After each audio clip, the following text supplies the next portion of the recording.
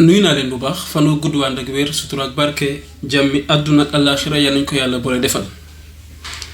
vraiment di wax alhamdulilahi rabbil alamin sant yàlla bu baax li ko waral itam mooy kontaan rek ci xéewal yi nga xam ne yàlla jugul ci di ko dotti suñu kaw surtout ñun waa Sénégal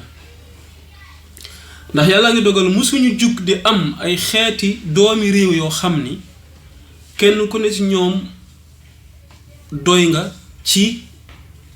lépp réew mi dox à travers ci say xalaat sa xam-xam et cetera yu mel noonu Sénégal musuñu jug di ñàkk ñu di am ñu mel noonu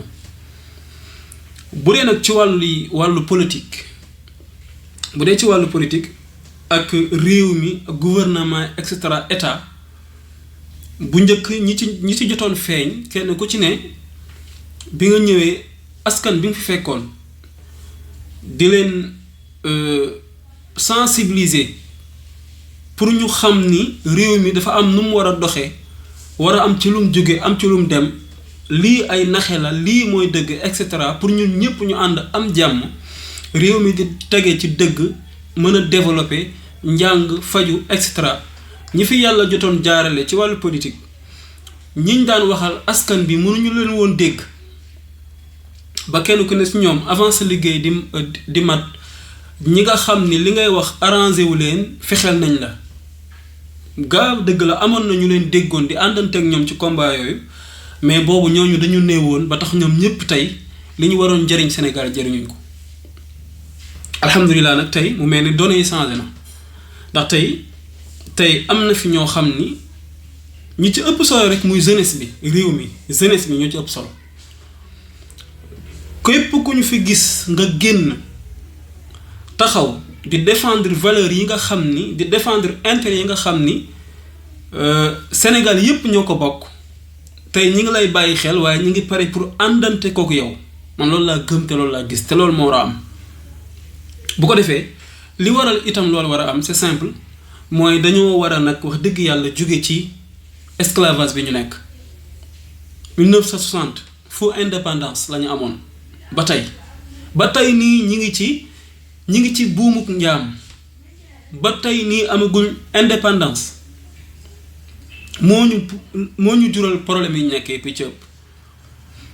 ñu bari nag di ci feeñ ndaw ñi àndanteeg ñoom pare ngir am yaakaar ni ñii kat lii ñuy wax mooy li ñu soxla te bu ñu leen jàppalee mën nañ ko jëmmal mën nañ ko taxawal mën nañ ko doxal foofu moom macha allah yal nañ ci yàlla gën a jàppale ngir ku ñu amati ci doomu réew boo xam ni pare nga doon boroom xam-xam boroomi xalaat waaye am yéene doon ko jub doon koo xam ni mboolem sa parcours fi nga jaar wane na ni yow am na loo bëgg a jëmmal taxaw gi ñuy taxaw bokkante kook yow ba mu dëgër àndante kook yow moom la Sénégal amul woon te léegi am nañ ko ba tax na léegi fexeel leen ñoom ñooñu dootul yomb loolu yàlla ko yàlla gën a mottali moom loolu kontaan naa ci trop pour ñëw nag ci sujet bi lu waral ma wax loolu dafa def conférence de presse moom Cheikh Oumar DIAGNE laal na nag ay points yu bari mais man dafa am benn point bu ma ci intéressé tax ma def vidéo bi mooy bi mu ne ñoom seen parti programme bi nga xam ne moom la ñuy présenter Sénégalais yi day wuute ak mboolem ku fi mës a yor parti c'est simple lu tax mooy ku ne dafa gis am say gis-gis ci jàpp ni leneen mën na doxal programme bi nga yor doxalee réew mi doxalin wu tax ñu mën a am liñ bëgg mais ñoom ñu jàpp ni yooyu yëpp du sotti ñoom liñ gëm mooy li ñu war a teg pour mu doxal réew mi programme boobu noonu dafa war a nekk programme bu wér programme bu leer programme boo xam ne day mën a ànd ak jamono bu mu mën a doon te saa yu xëyee di gën a leer di gën a wér di gën a wóor te programme boobu mooy njàngalewu rasulullahi sallallahu alayhi wasallam ñoom ñu gis ni seen programme ñoom lépp lu ñuy bind ci seeni programme dañuy tibbee ci rasulullahi dañuy tibbee kon ci alquran fa la ñuy tibbee ndax ñoom liñ gëm mooy sans ñoom ñu jaar sans ñu dellu wala sans ñu jaar ci njàngalewu Muhammad sallallahu alayhi wasallam njàngalewu alquran mënuñu fexe ba dara tege ci yoon. te loolu man ci ñi gëm loolu laa bokk. gis nga même réew yi nga xamante ni nii sax dëgg la duñu ay jullit ñu jàpp ni développé nañ extra ñi ngi ci yoon benn bu ci ne yoon yafa ne ay nit a ko xalaat tëgg ko mais da ngay xëyaat rek ñu duggaat ci guute goo xam ni la leen ko jural mooy dañuy xam ne lañ fa tegoon loolu moo baaxul ba mu des njàngalewu Muhammad. ñoom nag ñu gis ni ñoom dañoo war a dellu ci loolu. exemple tey réew mi tey nee nañ comportement yi baaxul ci accident yi wax nañ ko doxalin bi la nit ñi war a seet et tout tey bu doon tey ci njàng mi rek déjà ci ndorte gi xale bi bu ñuy xàmmee gimmi suñu koy jàngal mu bokkaale ci njàngalewu diine jikko yi kon du mel nii loolu ñëpp ko xam loolu moom ñëpp ko xam moom ñoom nee nañ ñoom ci loolu la ñu gis man loolu daf ma vraiment daf ma marqué man daf ma neex man dama ci ànd man moom dëgg yàlla man dama gis ni loolu mooy solution boo xam ni solution bu ñuy wut war nañ ko ci boole sans ñu boole ko ci mbir yi pour mu sotti luy jafe la man loolu laa gëm. ñu mës a am nag ay mag yoo xam ni dañuy jàngale ay njàngaleem ca mag ña ñoom ñépp di ay missionnaire li yonent bi jàngale yépp ñu ñëw jàngalewaat ko leeralaat ko gindee ci mais nag ci côté nag doxalinu réew mi mësuñu leen cee boole mësuñu leen cee déglu ñoom dañoo jàpp ni rek ñoom bokkuñu ci loolu waruñu ci wax ñoom dañoo war a wax rek jëm ci diine ci njàngalewu yonent bi waaye nag ni réew di doxe moom waruñu ci utal place ñooñ diine loolu mooy suñu problème. dama leen bàyyi ngeen déglu ko après ñu àggali vidéo bi. problème de paradigme bi am kon ci réew mi ñun nekk ñu si ñuy werante ndax libéralisme moo baax wala ndax socialisme moo baax wala ndax régime présidentialiste moo baax wala régime parlementaire moo baax ñu ne gëm ni lii yëpp ay importation la suñu xalaat ñun gëm nañ ni modèle bi gën a yeey ci waa Sénégal mooy modèle bi gën a méngoo ak ngëm-ngëmu waa Sénégal te waa Sénégal nag 95% si ñoom ay jullit lañu donc mënuñu ignorer kon la vision de gouvernance surtout dans les religions révélées su ma waxee religion révélée nag islam ak christianisme yëpp laa tuddandoo mënuñu leen ignorer dans la manière de gérer ce pays. te mooy mbokki chrétiens yi fi nekk ñoom seen diine ni muy yaree dafa baax. ñoom ñu déglu leen ci jullit yi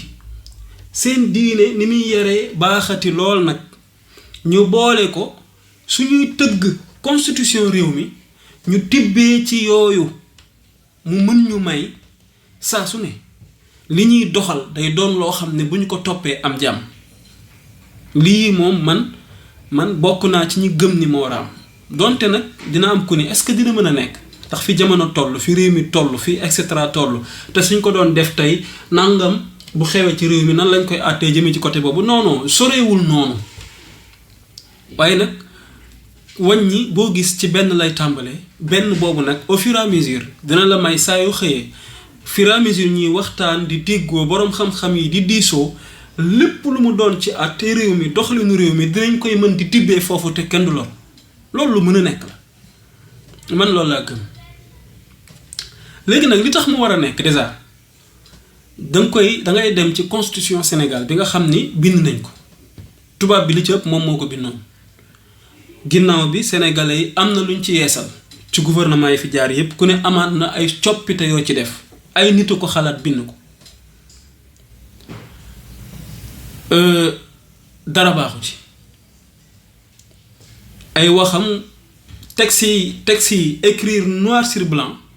bu ñu foog ni ñoom lu ñu bind ci constitution mu doon ay texte rek loolu dëgg la non loolu du dëgg loolu wérul loolu mën nga indi yeneen xalaat jël texte yooyu dàkk ko falang sànni fële indi yeneen xalaat teg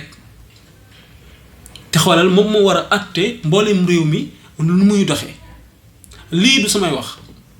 mais ku ko jàng xam ko moo ko wax muy Ismaïla Madior Fall. Ismaïla Madior Fall moom en 2016 Macky Sall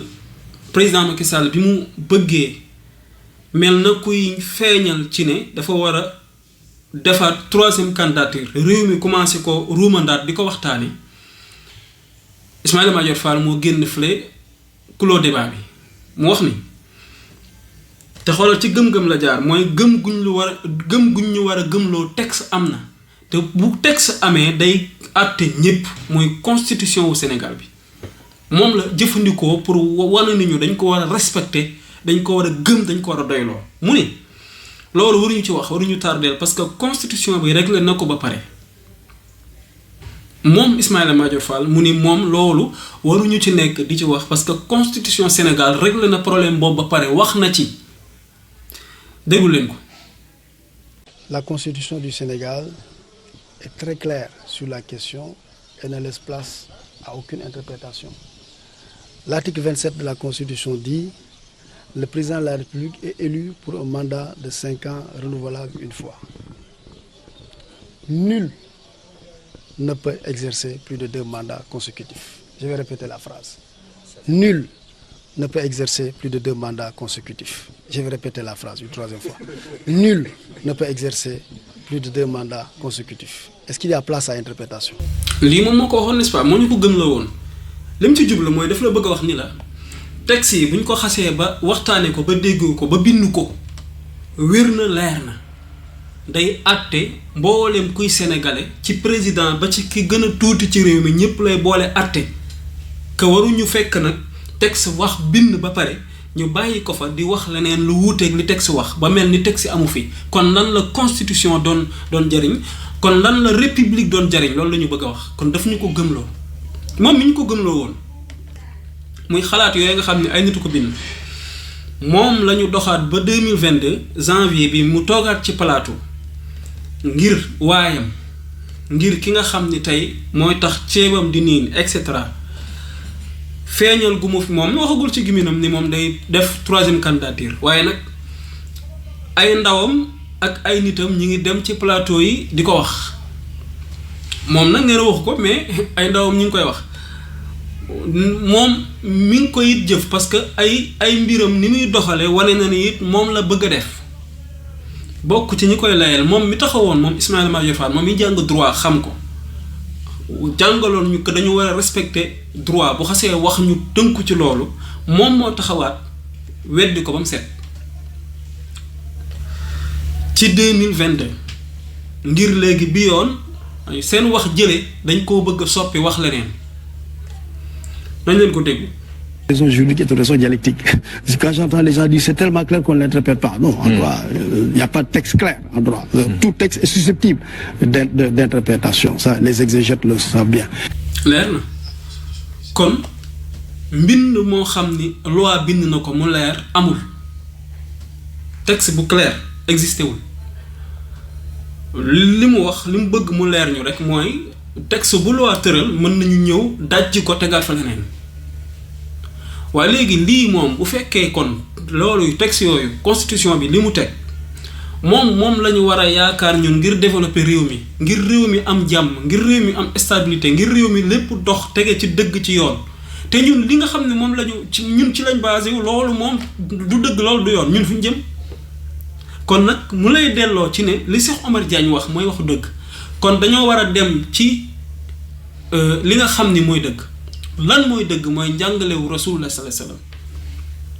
mooy ngëm-ngëm mooy diine mooy pas-pas mooy li nga xam ni buñ ci jaaree teg ko ci digg bi ñun ñëpp mu sekkuñu ñun du ñu àtte ñun ñëpp ay ne ci jàmm te ñun ñëpp dañuy ne ci yoon ñun ñëpp kenn ku ci ne du am lu muy teg ci kaw morom mi ba lu muy tegg ci kaw morom mi lu wàcc yoon léppay teg ci yoon bu ko defee nag organisme boobu àndante ko musulman yi ak chrétien yi